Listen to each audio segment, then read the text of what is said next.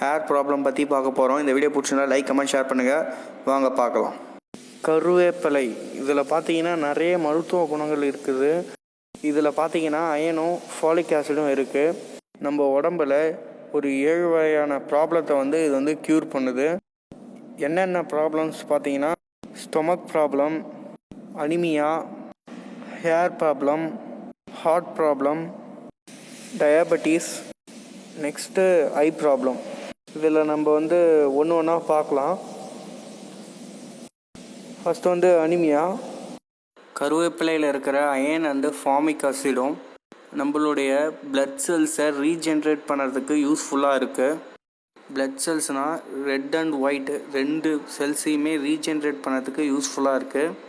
அது மட்டும் இல்லாமல் நம்மளுடைய பிளட்டில் இருக்கிற இம்ப்யூரிட்டிஸ் அண்டு ஹீமோக்ளோபினை இன்க்ரீஸ் பண்ணதுக்கு ரொம்ப யூஸ்ஃபுல்லாக இருக்குது. நெக்ஸ்ட்டு நம்மளுடைய கண்ணை பற்றி பார்க்கலாம். கருவேப்பிலையில் இருக்கிற விட்டமின் ஏ நம்மளுடைய கண்ணை ரொம்பவும் பாதுகாக்குது. நம்மளுடைய கண்ணில் இருக்கிற ரெட்டினாவை ஹெல்த்தாக வச்சுக்கிறதுக்கும் ஐ விஷனை லாஸ் ஆக்க விடாது. நெக்ஸ்ட்டு பார்க்கலாம் டயபெட்டிஸ்.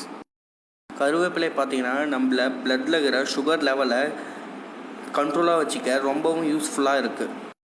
நெக்ஸ்ட்டு ஏர் ப்ராப்ளம்.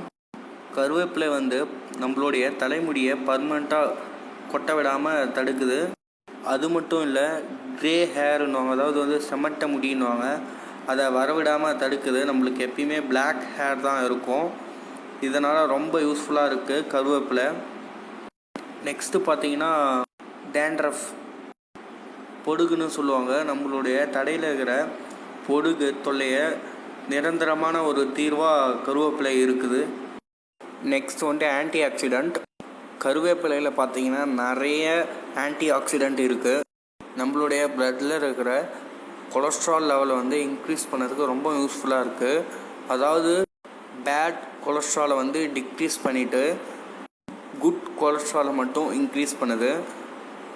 இதனால் நம்மளுக்கு பார்த்திங்கன்னா ஹார்ட் ப்ராப்ளம்ஸ்லாம் வராது. நெக்ஸ்ட்டு பார்த்தீங்கன்னா ஸ்டொமக் ப்ராப்ளம்.